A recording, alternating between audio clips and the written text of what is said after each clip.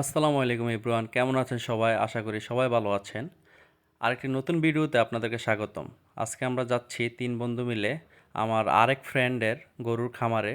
ও invite করছে, ওর কতগুলো গরু ছিল ওই গরুগুলো দেখার জন্য। সো ওই কারণেই আমরা চলে যাচ্ছি। আর এই হচ্ছে আমাদের লেট লতিফ। সবসময় এই বন্ধু আমাদের সবসময় লেট করে, যে কোনো জায়গায় যাব সবসময় সে লেট করবেই। পরে আমরা রিক্সা না পেয়ে মাটির রাস্তা আমরা হেঁটে হেঁটে চলে যাচ্ছি। তো তারপরে একটু দুষ্টামি করলাম আমার ফ্রেন্ডের সাথে, এই আর কি। আমরা যেখানে যাচ্ছি অনেক সুন্দর পরিবেশ। মাঝখান দিয়ে আমরা বাঁশের সাঁকো পার হয়ে আমরা যাচ্ছি।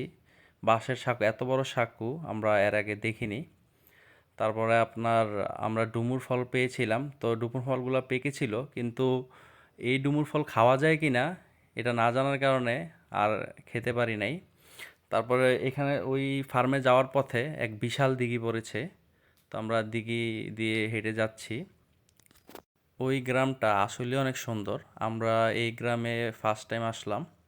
তারপরে যাওয়ার সময় এই গ্রামের যেই প্রাইমারি স্কুল, এই প্রাইমারি স্কুল পড়ে গেল দিঘির পার ঘেঁষে। প্রাইমারি স্কুলটি, গ্রামটি আসলে অনেক সুন্দর। তারপর আমরা পুকুর পাড়ে বসেছিলাম, হঠাৎ করে এক চাচার সাথে দেখা। ওই চাচা বলল, আপনার কি কোথাও গরু দেখতে আসছেন কিনা? পরে যখন বললাম চাচা আরেক জায়গায় গরু দেখতে আসছে, চাচা বললো তাইলে আমাদেরও গরু দেখেন। তো পরে চাচার সাথে যাইতেছিলাম। পরে একটি রাস্তায় অটো আটকে ছিল, তো পরে ওই অটোকে উঠানোর জন্য আমিও গেছিলাম অটোকে সহযোগিতা করতে।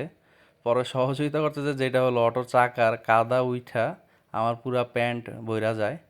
তো যাই হোক, সোয়াবের কাজ করলাম, প্যান্ট তো একটু বলবেই, তো স্বাভাবিক, সমস্যা নাই। তারপর চাচার সাথে চাচার বাসায় রওনা দিলাম। তারপরে চাচা নিয়ে গেল। চাচার সাথে কিন্তু আমাদের কোনো প্ল্যান করে দেখা হয়নি, চাচারা আমরা এর আগে চিনি না। ধরেন আমরা আমার ফ্রেন্ডের গরু দেখতে আসছিলাম, তো ফ্রেন্ডের জন্য ওয়েট করতে করতে পরে চাচার সাথে পরিচয় হয়ে যায়। পরে চাচার বাসায় নিয়ে যায়, আমরা চিন্তা করলাম বাড়ির গরু একটু দেখে আসি এই ফাঁকে বৈশানা থেকে। পরে চাচার ছেলে আমাদেরকে ফার্মের মধ্যে নিয়ে যায়। পরে গেলাম, যাইয়া দেখলাম, আমরা দেখতে থাকুন আপনারা আসলে যাই আমরা কি দেখলাম, যা চিন্তা করে আসছি এর থেকেও আমরা অদ্ভুত কিছু দেখলাম আর কি। তো আমরা ভাবছিলাম, চাচা আমাদের বললাম স্যার আমাদের ছোটো দুইটা গরু আছে, কিন্তু যাইয়া দেখলাম আলহামদুলিল্লাহ গরুগুলা মাশাল্লাহ আপনার অনেক বড়। তো আমাদের প্রথমেই যে লাল একটু হাসা টাইপের গরু, মানে এটা লালের মধ্যে একটু বিস্কিট কালার, তো এই গরুটা দেখে আমার প্রথমেই পছন্দ হয়ে গেছে।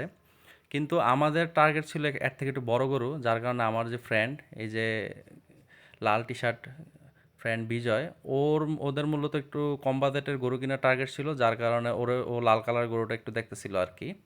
তো লাল কালার গরুটা সবচেয়ে ভালো লাগছে। আর পাশে যে আরেকটা ছিল, এটা হলো আপনার কালো কালার গরু যেটা, ওই কালো কালার গরুটা আবার আমার একটু পছন্দ হয়েছিল। তো চাচার সাথে চাচা আমাদেরকে দেখাইতেছিল, বলতেছিল কি খাওয়াইছে গরুকে, কি লেনদেন, অনেক বুঝাইতেছিল আর কি।